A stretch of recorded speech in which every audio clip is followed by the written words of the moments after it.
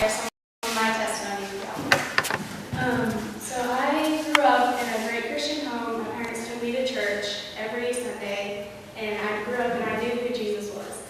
But when I accepted Christ as my Savior when I was about 5, but it never really took effect until about 8th grade, when our school went on a weekend retreat up to the mountains to just spend time with God. And up there, I finally understood what it meant to be a Christian and how to live your life for Christ. So that's when I consider myself to have become a Christian, because I finally understood the concept of what it was to follow Christ. And lately, God has just been teaching me how to listen to Him, because I would always pray and I would just talk to God, but I would never take time to just sit and listen to Him and see what He has to say to me. And one day after school, a speaker came in our chapel, and he was talking about ways to listen to God and how much God really does want to talk to us. And about that time, I had been feeling like worthless and abandoned by my friends.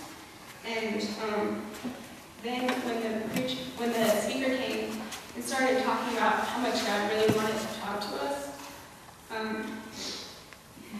I took time to listen to God, and He kept telling me how much He loved me and how I was His jewel and how precious I was to Him.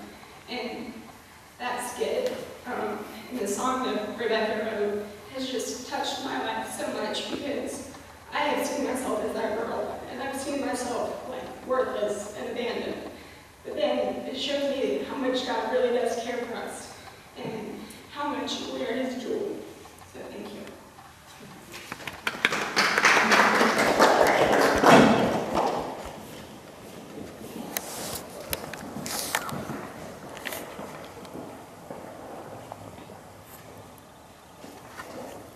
Thank you, Suzie. I just wanted to wrap it up, and then I'll close out our portion in prayer. And I just wanted to say, just from my point, being here, I guess, 30 years ago, I can't remember how long it was, but just to see John and realizing that in these very kids, God's capturing their hearts, and what an incredible thing it is to, as they've done, go into the ministry your full time, your whole life, and just how much I respect him and just what he's done. And this place is just beautiful, and the presence of the Lord is here. And I told Bill, I was sitting there, I said, this is a time warp. I'm sitting here and John is playing the guitar up front, and just to hear his voice hasn't changed. I look back and teenager John, and we gave him a hard time.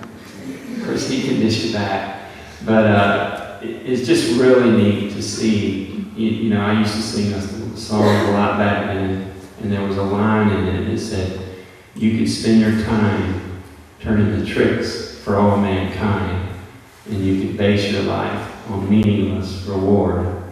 But a wiser man is he who knows himself eternally and sees his value not in his life, but in his Lord." And that's what John has done. And that's what's happening in these kids' lives.